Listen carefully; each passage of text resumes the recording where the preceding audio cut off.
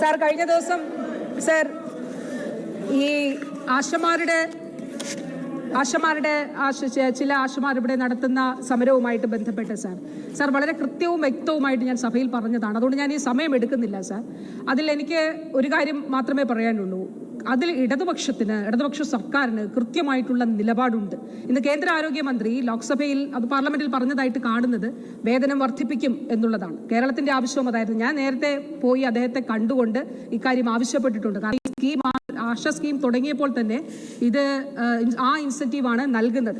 Sir, ഇത് കേരളത്തിന് ഇതുവരെ ഈ വർഷങ്ങളിൽ കേന്ദ്രം നൽകിയിട്ടുള്ള NHM-ന് അനുവദിച്ച തുകയാണ് സർ. അത് ഞാൻ ഇന്ന് ടേബിൾ ചെയ്യുന്നു സർ.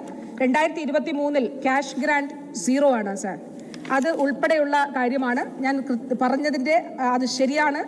അത് ഒരിക്കൽ കൂടി പറയുകയും ടേബിൾ ചെയ്യുകയും ചെയ്യുന്നു സാർ. കേരളത്തിന്റെ യൂട്ടിലൈസേഷൻ സർട്ടിഫിക്കറ്റ് ആണ് സാർ. 2025 ഫെബ്രുവരി വരെയുള്ള മുഴുവൻ ഫിനാൻഷ്യൽ സ്റ്റേറ്റ്മെന്റ്സും അതുപോലെ ഫണ്ട് ലൊക്കേഷൻ സംബന്ധിച്ച മുഴുവൻ കാര്യങ്ങളും അയച്ചിട്ടുണ്ട് സാർ. അതിന്റെ ഡോക്യുമെന്റും ഉണ്ട് സാർ. അപ്പോൾ ഈ യൂട്ടിലൈസേഷൻ സർട്ടിഫിക്കറ്റിൽ സെൻട്രൽ ഷെയർ സാർ ഇതിൽ നില്ലാണ് കാണിച്ചിരിക്കുന്നത്. ഇത് കേന്ദ്രത്തിന് അയച്ചു കൊടുത്തിട്ടുള്ളതാണ്. ഇത് ഞാൻ സഭയിൽ ടേബിൾ ചെയ്യുന്നു സാർ. ഒരു കാര്യം കൂടി പറഞ്ഞുകൊണ്ട് വാക്കുകൾ അവസാനിപ്പിക്കുകയാണ് സാർ.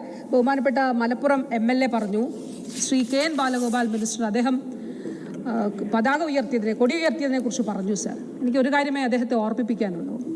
അദ്ദേഹം മറന്നു കാണില്ല എന്ന് ഞാൻ വിശ്വസിക്കുന്നു. ബാബറി മസ്ജിദ് പൊളിച്ചതുൾപ്പെടെയുള്ള വർത്തമാനകാല ഇന്ത്യയിൽ നടക്കുന്ന സംഭവങ്ങളും അതിന് ഒത്താശ ചെയ്തു കൊടുത്തവരാരെന്നും അദ്ദേഹം മറക്കരുത് എന്നുള്ളതാണ് സർ പറയാനുള്ളത്. Sir, Shri KN Balagopal minister അദ്ദേഹം ഉയർത്തിയ ചെങ്കൊടി ലക്ഷക്കണക്കിന് ആളുകളുടെ ആവേശമാണ് സാർ. ലക്ഷക്കണക്കിന് ആളുകളുടെ ഉയിരാണ് സാർ. അത് തലമുറകൾ ഏറ്റെടുക്കും സാർ.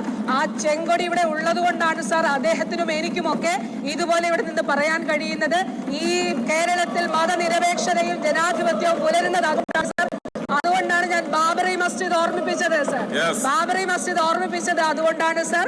അതുപോലെ ഇലക്ട്രൽ ബോണ്ട് കൊടുത്തുകൊണ്ട് ഇപ്പുറത്ത് വന്ന് ചിഹ്നത്തിൽ മത്സരിക്കുന്ന നിലപാടൊന്നും നമുക്കില്ല സാർ. അതുകൊണ്ട് അത് അദ്ദേഹം പ്രത്യേകമായിട്ട് ഓർക്കണം എന്നുള്ളത് ഞാൻ ഇവിടെ പറയാനായിട്ട് ആഗ്രഹിക്കുന്നു.